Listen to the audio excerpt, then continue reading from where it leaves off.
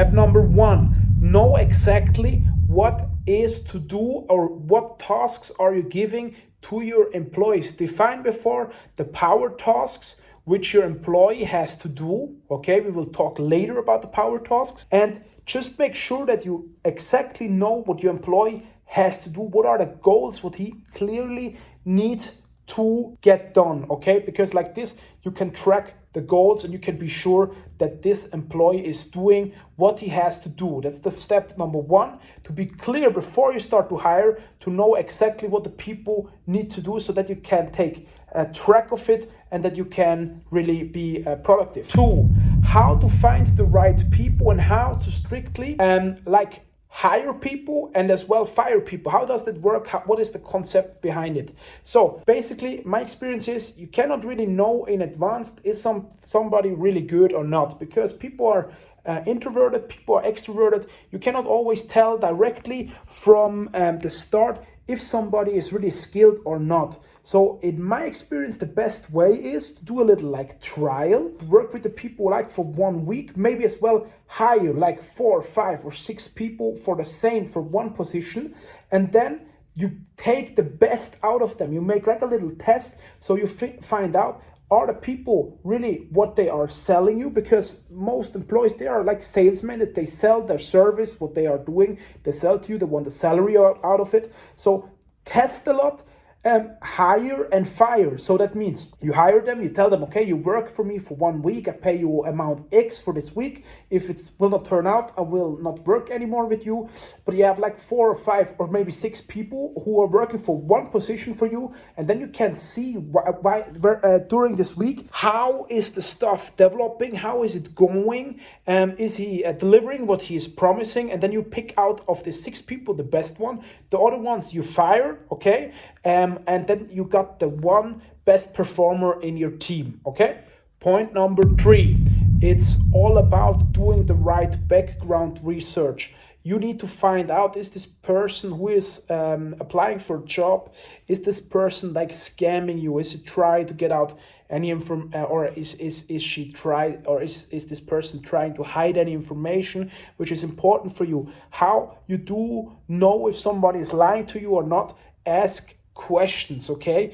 Ask questions about what they did in school, how they did in school. Find out, do this question or this answer make sense? Go deep on it. Find out about, let's say, as example, in a CV, position 3 is some school or something. Then ask them, okay, what was the school? Who was your teachers? What did they, or what was the teacher you liked the most, and why did you like them the most?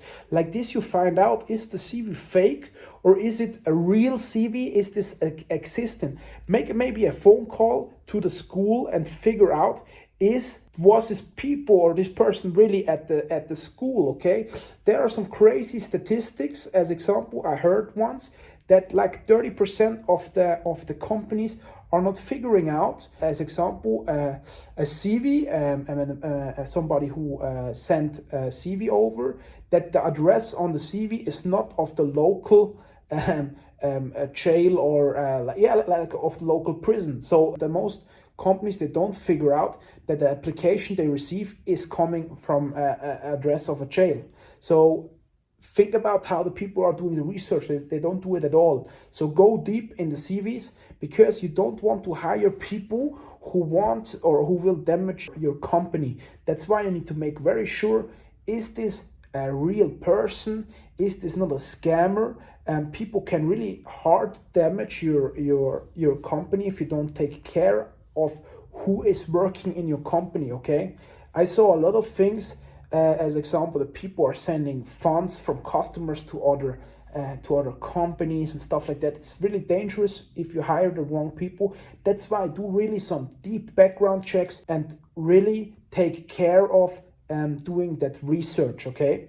The next part is, if somebody is, as example, waiting, let them wait a little bit in front of the office or in front of your office where you do the talks or the meetings.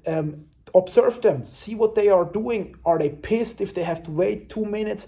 Like this, you can find out a lot about the person. What you can do as well is, if you have a trainee or assistant who has like a low position in your enterprise. Send them to this guy and maybe, I don't know, maybe tell him he should ask him a question or whatever, so you can figure out how is this person reacting to somebody who is not important. It tells you a lot about the personality. If somebody is like talking arrogant to a person like this, you know this person, you don't want this person in your enterprise. Okay, it's very important, a lot more important. The work what somebody is doing is like the person who is behind, because this gives your business kind of a spirit, you know, or if it's not good, a bad spirit, and that's very important to be aware of. Okay, point number 4, the difference between hungry and experienced. A lot of people who I have in meetings, they are very experienced, they have like very high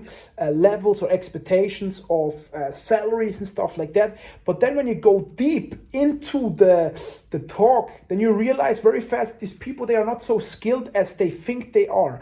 They are working, as example, 10 or 15 years in one industry. They did 10 or 15 years the same stuff every day. So they are not like 15 years experience. They are 1 year experience. And this 1 year they repeat and repeat.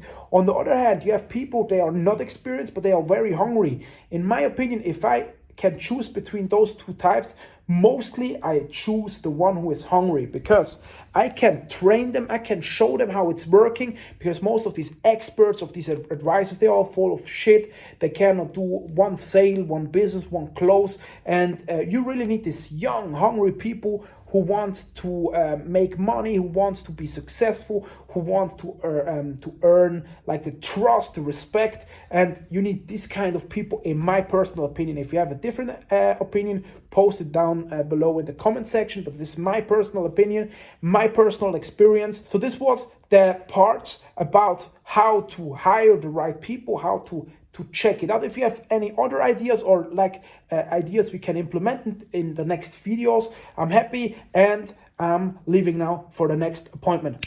Yeah, I dare not die in these streets. It'd be hard for me to find peace when all of my guys are deceased. I'm an activated game member and we ain't the type to retreat. I'm just trying to show the little slimy niggas you can rise out these streets. Yeah, I dare not die in these